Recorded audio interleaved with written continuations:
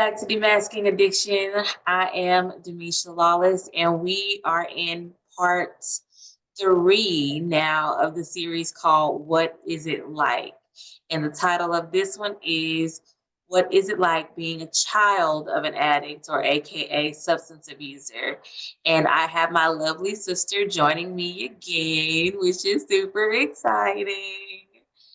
Would you like to introduce yourself for those who have maybe not watched the video we've done together previously?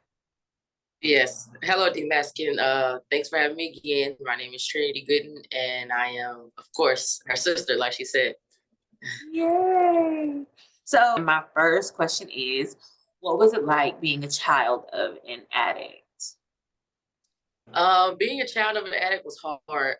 Speaking from my personal experience, I personally feel like I had to grow up faster than I wanted to. I experienced a lot of things that I didn't want to see. I heard a lot of things that I didn't want to hear. Um, it was rough until I got the swing of things because it happened from long as I can remember as a kid all the way up to high school until I moved out. So it hurt, I could say, as a kid, and it struggled. But the main part was I had to grow up way faster than I wanted to. Yeah, I can agree to that. Growing up faster in the home is most definitely, I'm pretty sure, not only your testimony, but my testimony, probably anybody else living in a house where there's substance abuse, which also makes me wonder, like, what dysfunctional role do you think you played in the family? Like, for example, there's scapegoat, there's enabler, there's the mascot, the leader, the loner, the hero. Like, it's so many different titles. Which one do you think you picked up? Um, it's a good question. I feel like for the examples, none of them. I could say I was a lot. It was a point to where I was angry, and I hated the person, and then it was a point to where, okay, I'm maturing. So I went through a phase where I was trying to understand. Then I also went through a phase where I can't understand this. How could you do it to your daughter? And then I went through a phase of, you know what, this is just him. I'm going to support him. Um, the next day, I continued to talk to him, make him breakfast, and so on and so on. I think, from being your sister, I think you totally played the loner. The loner? Yes. Why Like, do you you think that? duck off in a minute. You stayed in your room and you stayed on your phone. Like, you were always kept to yourself. And I'm not saying it as a bad thing. Like, from the outside looking in, it could have just been the way you compartmentalized or just dealt with, like, I'm just gonna be in my space. Because for me, I feel like I played the hero towards the end of it all. My whole mindset was, I'm going to join the army and let my mom pay for my own school expenses, because I know my mom doesn't have the money right now. Things are like it is at the house. And I have two younger siblings. So what burden should I add to it? And then, like, even in high school, it got to a point where I stopped getting in trouble as much as I was, and like doing the crazy stuff that I was doing, trying to be the hero, because I know that it's enough on mama's plate. So why not me mature and be Captain Safety, you know what? So yeah, but I totally think you played the loner. I do. I don't think I cared enough to be the hero. Yeah, we all dealt with it our own way. So speaking to the dysfunctional roles that we can pick up and play, how would you say you protected your peace, if at all even possible, growing up in the home? Growing up, it was hard to protect my peace, honestly, because if you grew up and the main things that happened was in a 2-bedroom home with 5 other people, it's hard to really protect your peace because you hear, you see, and everything that's going on, like I mentioned earlier. And you really can't run away from what you want to run away from. Because that's me. If something's bad happened, like you said earlier on the last question, something's bad happened, I'm quick to run away. I'm quick to try to protect my peace and go away. But you can't protect your peace when you share a room with your little brother and your older sister. Mm-hmm. So now I can speak for now. How I protect my peace is if my brother or my mom will call trying to vent about a situation, I let them vent and I let them get off their chest to make sure they feel that they heard. But I don't try to go too deep into the situation, asking questions or how did this happen or who picked up his car or things like that, or he fell, how did he fall? Like, I don't try to ask those kind of questions because it's triggering, because it leaves me in an uneasy state of mind. So I try to make sure that person feels heard, that person feels like they're listened to, and they feel better after the conversation. But I try not to go deep into the conversation any more than what was already given to me to protect my peace. Yeah, I hear you saying that I set boundaries now. And it was probably hard as a younger child of a substance abuser to set those boundaries. But now that I'm older and I'm most like away from it all, I can now set boundaries to what I will give of myself to the Right. situation. And that's really key. I too would agree with you have to set boundaries with the substance abuse in the family because it can take a toll on your mental, so Mm-hmm. I would have to agree there. What would you say, or how would you say that the disease of addiction itself has impacted your life? Biggest thing is trust issues, even in my marriage today, even work, what I do in my everyday life, even small little things that I even do personally. I consider certain things that I don't even trust myself with. Is That's the biggest thing, is trust issues. Because like I said earlier, if my dad would do it to me, if my dad do it to our family, then who else will? Like, so I look at it like it's hard for me to trust a stranger.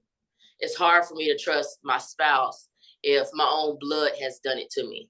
So I'm trying to work through that now. Therapy, trying to take my hands off situations and allow the person to do what they're said and give them a chance. But it's hard because you've heard growing up, I'm going to do this, I'm going to get clean, I'm going to do this. And then a week later, a couple days later, a month later, it's the same cycle over and over.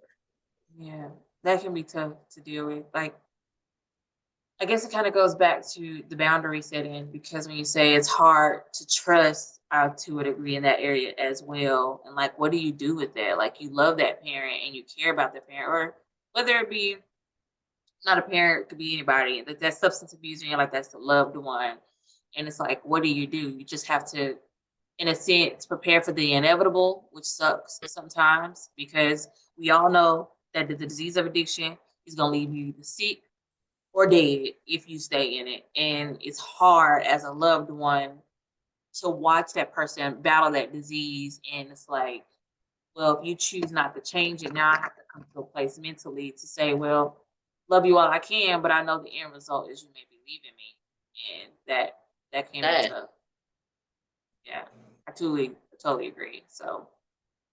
Um so growing up as a child of a substance abuser, how has it impacted you today in a positive aspect? If I You talked about the negative with the trust issues, but in um, what ways has it made you better?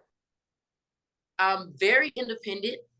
Um, I'm also, I could, this could be taken the wrong way. This could have a positive or a negative, but I don't like asking for anything. If I need, I don't ask. I try to figure out thousands of different ways to try to get it on my own before I ask. My pride is really high. Um, I've learned this through this situation, and as you know, in the Black community, how they think therapy is not real or we don't need therapy, things like that. I've learned that Trinity, she needs therapy. She's crazy. And I'm okay to admit that I need therapy. I need whatever it takes to keep me in a straight line. So, as the positive aspect is, I've learned that therapy is not bad. My pride and my confidence is super high, and I'm very independent. I like that, because this is like demasking addiction and it's all about promoting therapy and wholeness and wellness. And for you to say that it's important and it means a lot. And I think speaking to the Black community as well, for sure, we have a hard time with going telling therapists our quote unquote business. But how can you get better if you don't go tell somebody your quote unquote business? And I too would agree. Going through trauma therapy was one of the hardest things. And I've had 3 C-sections. Trauma therapy was absolutely the hardest thing I've encountered in almost my 30 years of living. And even though it was rough, like on the back end of it all, I am a much better person because I allowed a therapist to open my Pandora's box. And sis, Right. Pandora's box run deep. Like, Yeah. and it was in the same space where I could unlock one thing a week. And if it took me longer to deal with something, she allowed it to be 2 weeks where we battled this one deal. But sis, and in almost 12 weeks, we had to handle Pandora's box. And I'm grateful because now, today, I can talk about my past. And yes, it may hurt. And yes, I may drop a tear, but it doesn't leave me in such a bad headspace the rest of the day like it used to. Right. So, for you to highlight therapy, yes, therapy. But I should probably look into trauma therapy because it'll be times where I talk about something in childhood or I talk about something that's sensitive, and it'll leave me messed up for the entire day. I try to like get over it, but I have my sporadic moments where I'm just like thinking about it down, and then I try to hop back out of it. It's a cycle over and over all day long. So after your experience, I don't know, but I definitely want to try. I definitely want. Don't discourage the people. Don't discourage the people. 3 C-sections. You said 3 C-sections is still the hardest. So, last question I have for you is, what would you tell a child, adolescent, a teenager that has or maybe going through living in a home with a substance abuser? What would you tell them, encourage them? You probably heard this multiple times, and you're going to continue to hear it. Is hold on, hang in there. I know it sounds repetitive, but literally, you learn a lot. It sucks and it hurts. It hurts a lot during the situation, but you learn a lot. You learn things that you didn't expect to think you were going to learn from the situation. It makes you stronger, a tougher skin. It builds, I'm not sure with everyone else, but definitely with me and the other parent, it built us so much closer.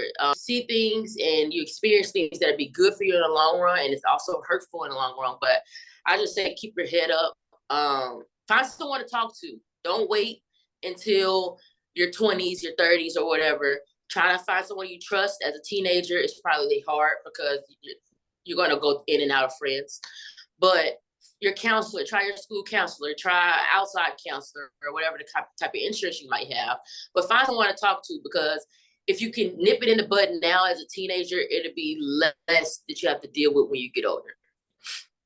So, with that being said, I really am grateful that you all have seen this video, and I truly hope that it can be impactful to you who are watching, or even give insight to parents on what it's like being the child of an addict, because sometimes it's hard to see their perspective if you've never lived it yourself. So I really hope that this is helpful to you and you can find something out of it. Like I said, some type of words of encouragement, advice, or just something to keep you pushing, because it does get better on the other side. And I wish nothing but the best for you. So until next video, stay tuned because we're still rolling with it. Love you guys. Thank y'all for having me. No problem.